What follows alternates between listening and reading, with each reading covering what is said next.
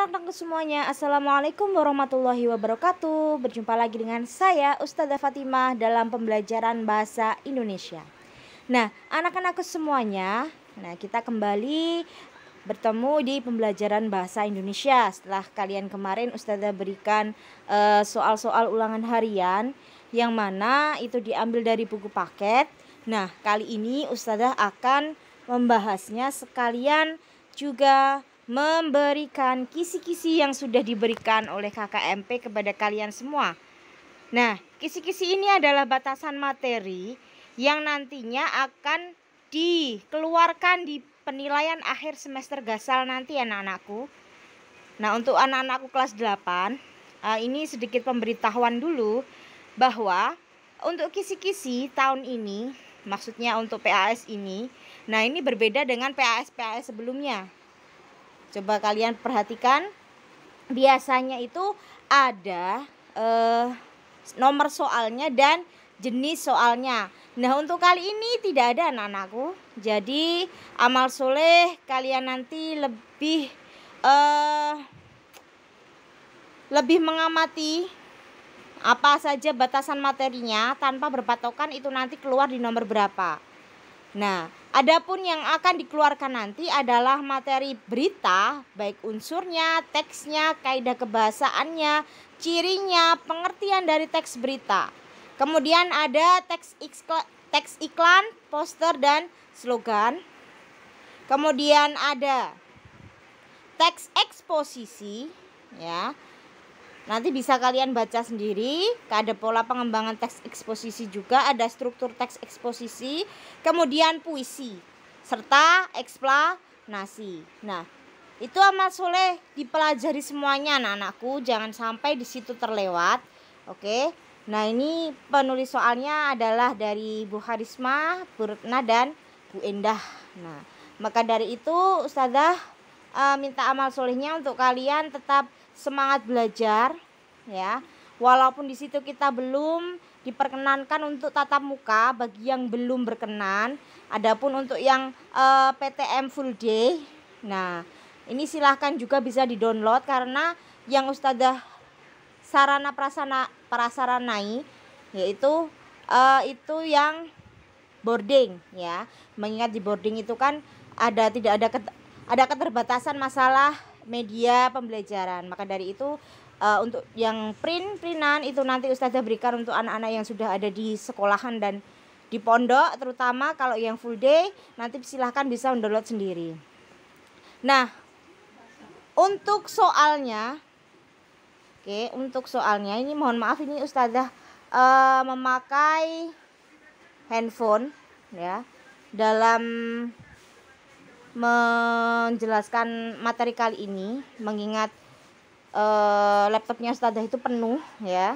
Maka dari itu Ustazah menggunakan handphone untuk perekaman. Jadi nanti penguploadan dan pengeditan tetap menggunakan untuk laptop. Nah, ini anak-anakku. Oke, kita lihat dulu yang halaman nih, ya. Jadi di dalam kemarin itu kalian mengerjakan soal halaman 127. Nah, di situ ada sebuah teks eksplanasi yang menjelaskan mengenai hujan, ya. Di sini hujan termasuk suatu gejala alam yang dapat kita saksikan dalam kehidupan sehari-hari. Hujan merupakan hasil pengendapan berwujud cair. Ada pula pengendapan yang berwujud padat seperti salju es atau aerosol atau embun dan kabut. Pengendapan tersebut terjadi dalam siklus tertentu pada siklus tersebut. Nah, hujan menjadi faktor penting siklus yang dimaksud dalam siklus hidrologi.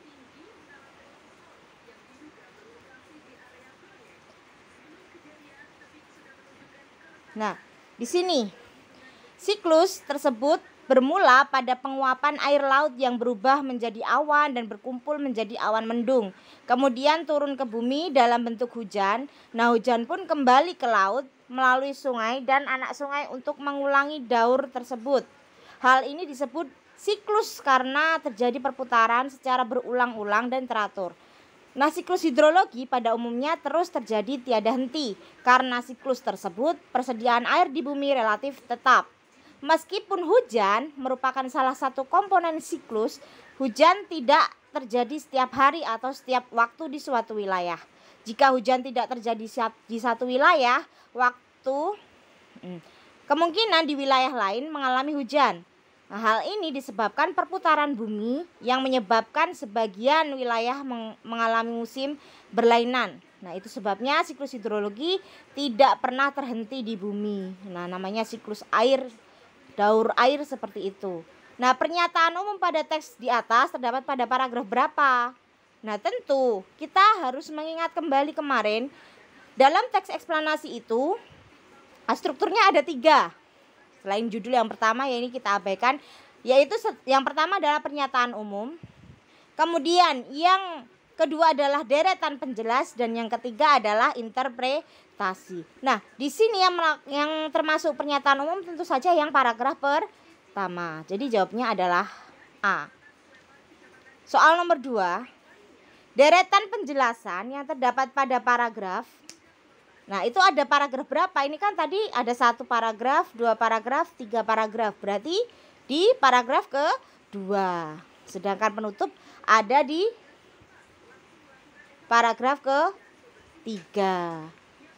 Nah, berikut ini yang bukan ciri-ciri teks eksplanasi sesuai teks di atas adalah apa?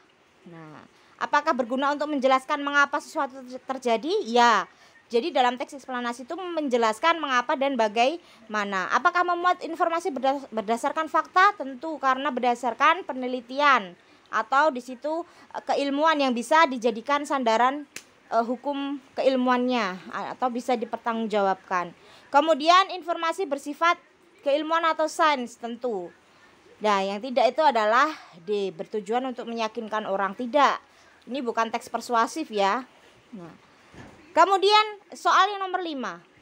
Berikut ini yang termasuk ciri-ciri teks eksplanasi sesuai dengan teks tersebut adalah apa? Apakah A, terdapat tesis atau informasi subjektif?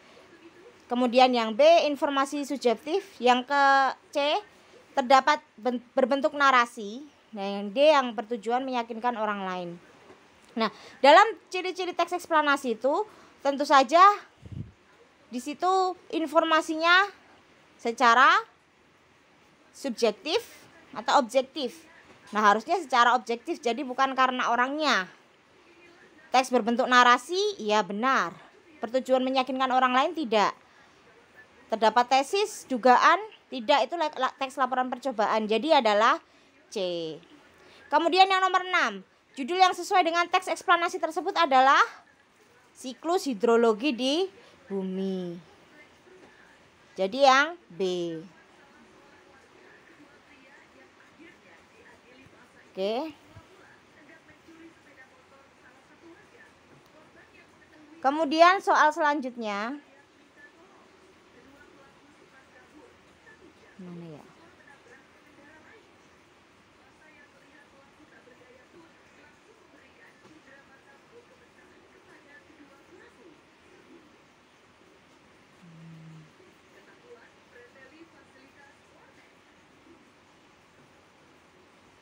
Nah, ini mohon maaf, ini karena bukunya Ustazah sebenarnya halamannya hilang ya.